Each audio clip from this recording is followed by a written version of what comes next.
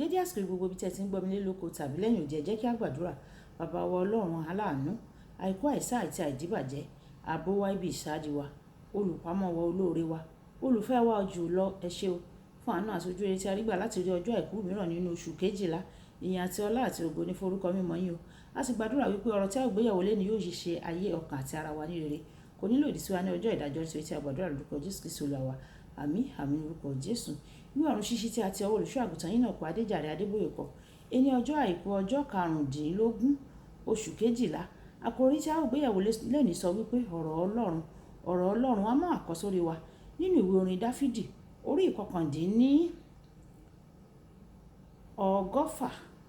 ìkọkàndínlọ́gọ́fà ẹsẹ̀ àádóje. Ìwé orin Dáfídì orí ìkọkàndínlọ́gọ́fà ẹsẹ̀ àádóje tí ó kà báyìí pé ìfihàn ọ̀rọ̀ rẹ fúnni ní ìmọ́lẹ̀, ó sì fi òye fún àwọn òpè. Nígbà tí a mú bíbélì kíkà wa nínú ìwé Tímótì kejì orí ìkẹta ẹsẹ̀ ìkẹrìnlá dé ìkẹtàdínlógún.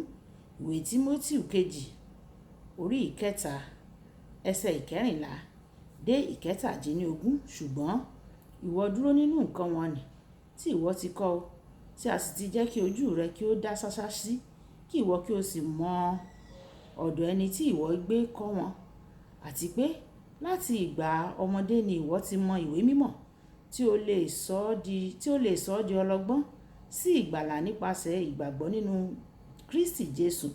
Gbogbo ìwé mímọ́ ni ó sì ní ìmísí Ọlọ́run tí ó ní èrè fún ẹ̀kọ́, fún ìbániwí, fún ìtọ́ni tí ó wà nínú òdodo, kí ènìyàn Ọlọ́run kí ó lè pé tí a ti múra sílẹ̀ pátápátá fún iṣẹ́ rere gbogbo. Wàyí ẹ tẹ́tí bẹ̀rẹ̀ jẹ́ láti gbọ́ ohun tí olùṣọ́ àgùntàn yín náà kọ Adéjàre Adébóyè ní fún wa ní ẹni ọjọ́ àìkú. Nígbà tí èṣù dán Olúwa wò nínú ìwé Mátíù orí ìkẹrin ẹsẹ̀ ìkíní dé ìkọkànlá, ohun ìjà tí Olúwa lò ní àti kọ́ pé èṣù ò lè bá a jiyàn lórí ohun ìjà náà o. Ohun gbogbo tí ó ṣe ni ọ̀rọ̀ Ọlọ́run tí ó gbìyànjú láti lò ní ọ̀nà òdì. Ìwé orin Dáfídì orí ìkọkàndínlọ́gọ́fà ẹsẹ̀ ìkọkàndínláàádọ́rùn tí ó wí pé Olúwa láí ọ̀rọ̀ rẹ̀ kalẹ̀ ní ọ̀run, ọ̀rọ̀ Olúwa ní àṣẹ. Nítorí náà onígbàgbọ́ tí ó bá mọ ọ̀rọ̀ Ọlọ́run, èṣù kò lè borí rẹ o. Ọlọ́run yóò borí èṣù àti àwọn ọmọ ogun rẹ̀. Èyí jẹ́ nítorí ọ̀rọ̀ Ọlọ́run ni ó ní àṣẹ, èṣù kò sì lè yí i padà láíláí. Báwo ni o ṣe ń ka bíbélì rẹ tó? Ọ̀pọ̀lọpọ̀ onígbàgbọ́ máa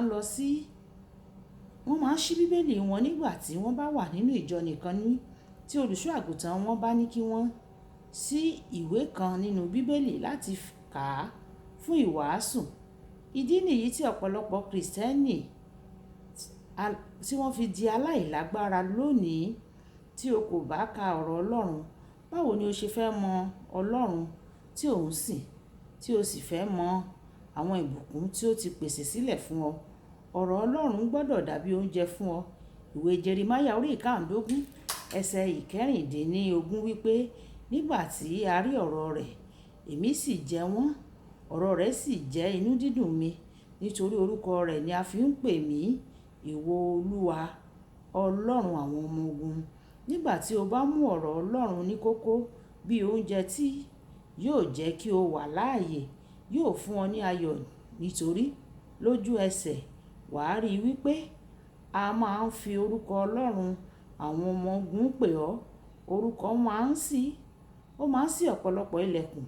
Tí o bá jẹ́ ọmọ ọba, ní ìgbàkúgbà tí o bá dárúkọ bàbá rẹ nínú ìjọba, wọ́n á fi ọ̀wọ̀ fún ọ, ilẹ̀kùn yóò sì ṣí fún ọ nítorí o jẹ́ ọmọ ọba.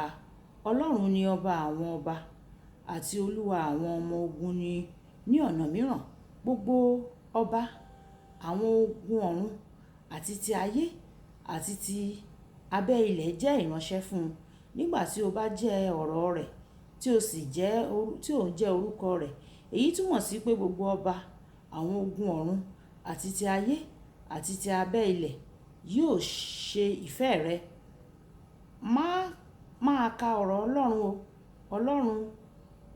Máa ka ọ̀rọ̀ Ọlọ́run kí o sì máa ṣe àṣàrò lórí rẹ̀ lójoojúmọ́. Olùfẹ́, bí o ṣe máa rìn nínú ìbùkún Ọlọ́run nìyí o láti lè ní àṣeyọrí rere. Ìwé Jóṣúà orí ìkíní ẹsẹ̀ ìkẹjọ. Ǹjẹ́ ó ṣe pàtàkì ọ̀rọ̀ Ọlọ́run gẹ́gẹ́ bí ó ti yẹ? Ǹjẹ́ ìwọ ń ṣe pàtàkì ọ̀rọ̀ Ọlọ́run gẹ́gẹ́ bí ó ti yẹ bí? Ẹ jẹ́ á sọ pé bàbá mi, oore ọ̀fẹ́ láti máa ka ọ̀rọ̀ rẹ àti láti máa bójútó, láti máa jẹ́ ní gbogbo ìgbà bí ó ti yẹ. Yọ̀ǹda rẹ̀ fún mi kí ọ̀rọ̀ rẹ kí ó lè máa gbé inú mi. Ọlọ́run yóò sì yọ̀ǹda rẹ̀ fún wa ní orúkọ Jésù. Olúwàbùkọ́lá Ayákó ní orúkọ mi. Ẹ máa bá mi like, kẹ́ máa share, kẹ́ máa comment nípa ẹ̀ kí àwọn ènìyàn kí wọ́n lè jẹ àǹfààní ọ̀run ṣíṣí Yorùbá. Ó dàbọ̀. A kú ìsinmi èní.